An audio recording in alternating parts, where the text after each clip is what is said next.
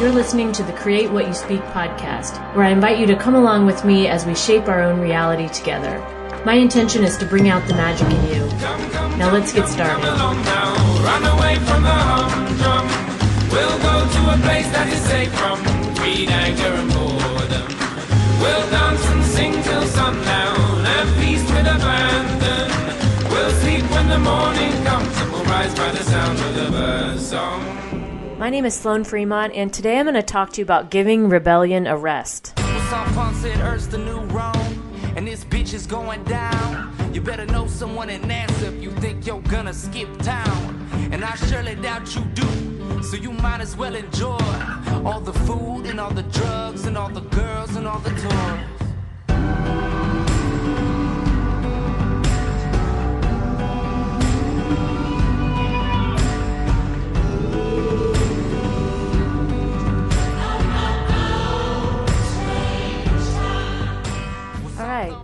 Well, is this even real right now?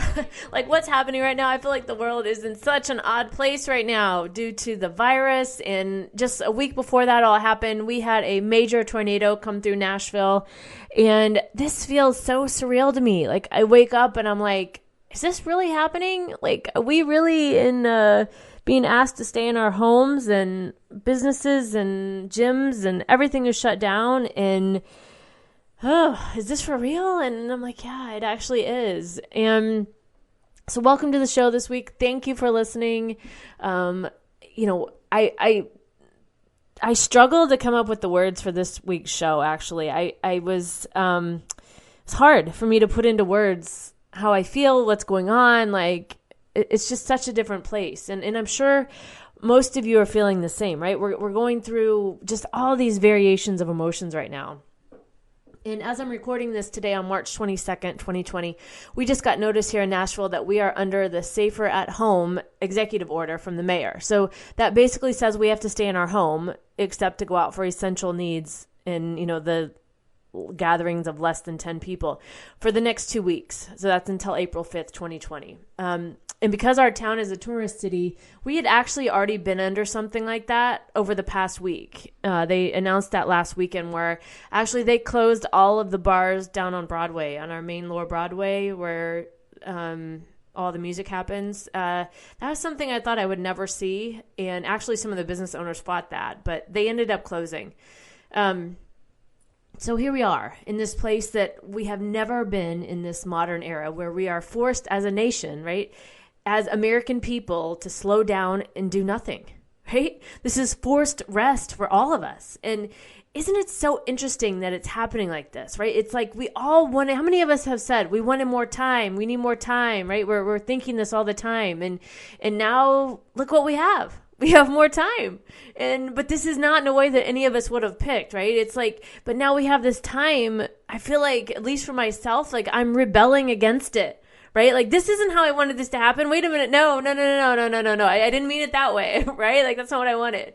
So at first when this started, like, I was annoyed and pissed, and maybe you were too. Like, I didn't buy into the hysteria that the media was causing. And I still feel like this right now, that if there is one group that is responsible for this, I would say hands down, it's the media, for the constant hysteria that they promote and the information that they send out that isn't even true or helpful, right? In most cases, but yet they just continue. And I feel almost like it's a game, like they're playing a game with us. Like what can we get them to do today, right? Like, we got them to buy out all the toilet paper in America for no reason. Makes absolutely no sense. And we got them to clear the shelves at the grocery store. So what can we get them to do next, right? Like, that's how I feel like the media is, how they're handling things. And I also pushed back against this, rebelled against this in the beginning, because this feels so isolating to me. Like, and it was hard for me to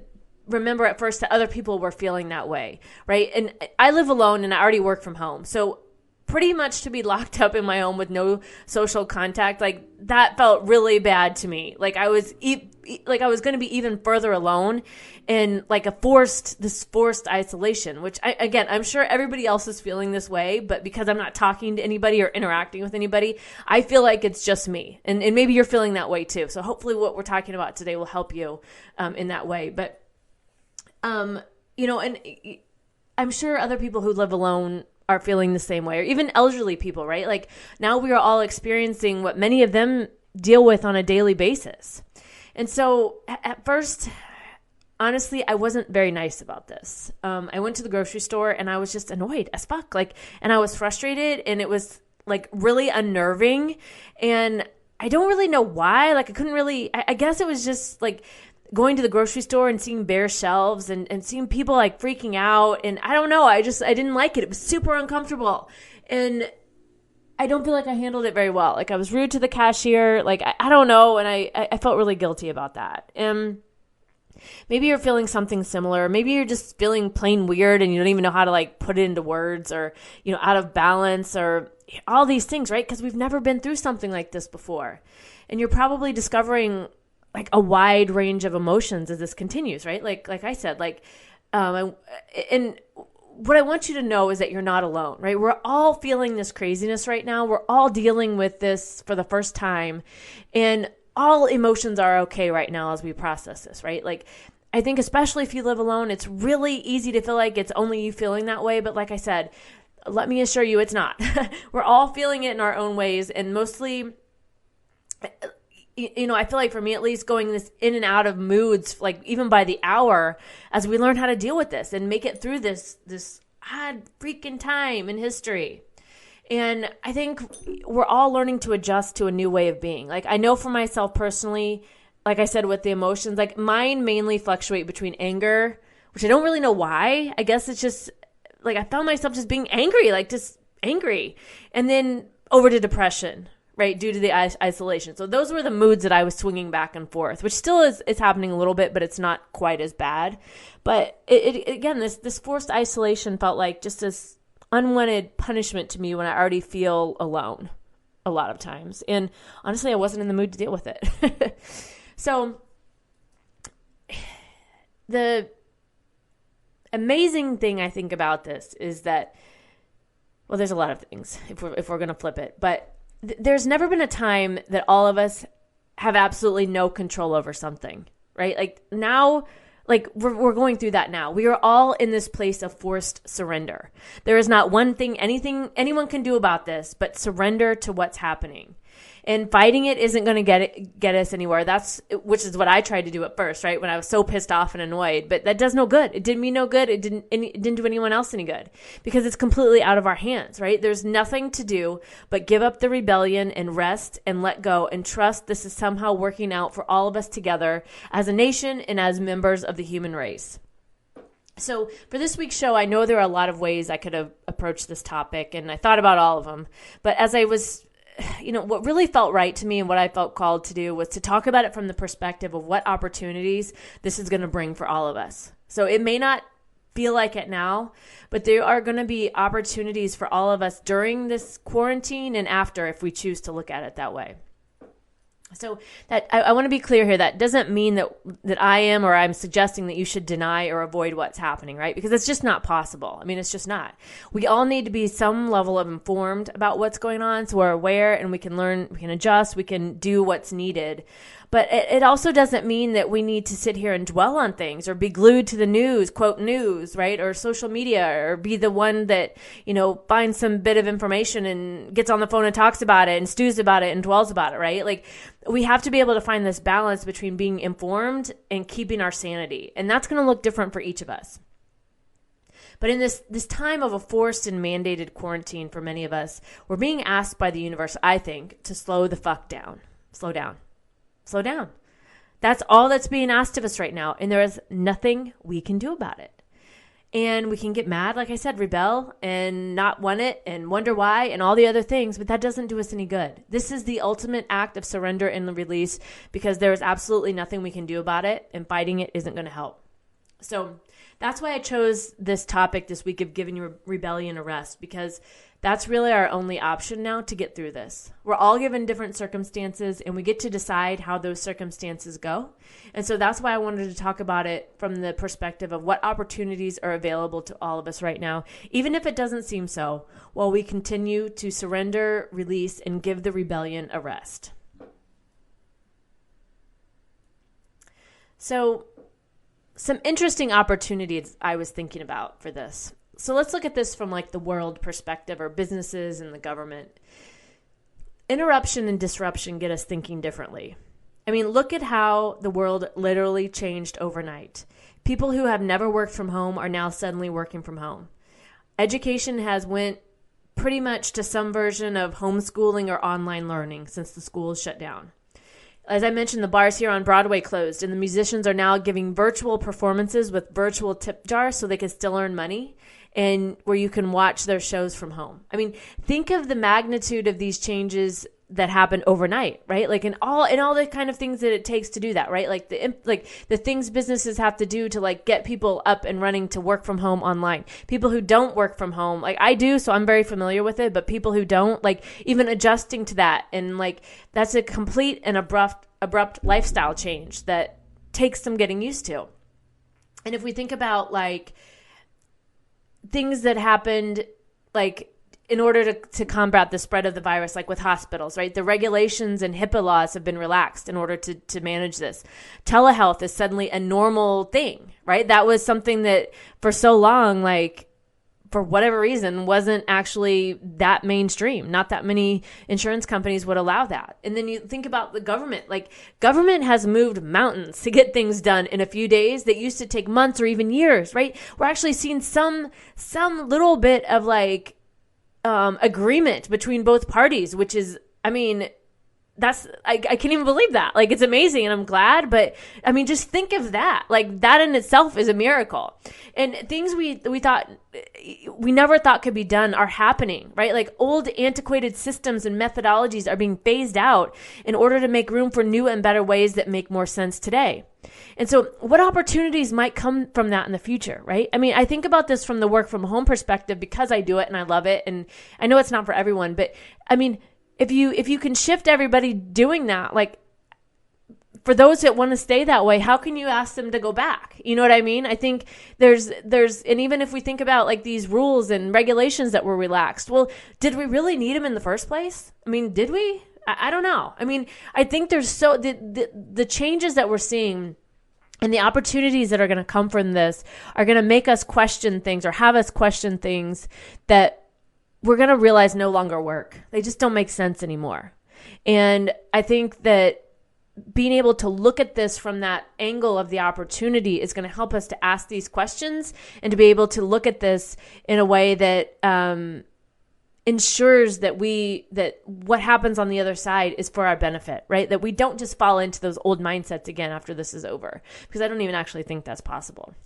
So another opportunity I felt like as I was thinking about this was, so what might be happening to people personally, right? So I understand that many people may have financial impacts because of this due to loss of job, or you're having to work from home and you're dealing with things that you're not used to, or if you have a family or whatever. And I can tell you from experience, after being fired and laid off several times over my life, that losing a job shoves you in a direction that you may not have wanted to go. But maybe it was time for that to happen, right? Like maybe you hated the job, or you had an idea to start your own business, but you just never got around to it, or you just wanted to take a break from the grind, right? Like all of those things. Like, guess what? Thanks for listening to Create What You Speak, now sponsored by Steph Hendel and her Body Built by Love community, where women around the world are realizing that they are not broken and are losing the weight they've been struggling with for years through learning to love themselves again. Or are you actually going to do something about it, right? Like, we're being given the space to actually stop and think and step into whatever we want. And so can you fearlessly step into it and trust the process? Or are you going to spend this whole time looking back and hanging on to something that the universe is clearly showing is not for you? And again, from my experience of being fired and laid off, and it happened and I've been through it, I can tell you that as scary as it is now, you will be thankful for the experience later on, and you will make it and you will survive, and things will be better for you on the other side. So what opportunities might come from being able to take that time to regroup and choose something different for the next phase of your life? And another opportunity I saw here was in solitude. So as I mentioned at the beginning of the show, I struggled with this, and maybe you did too.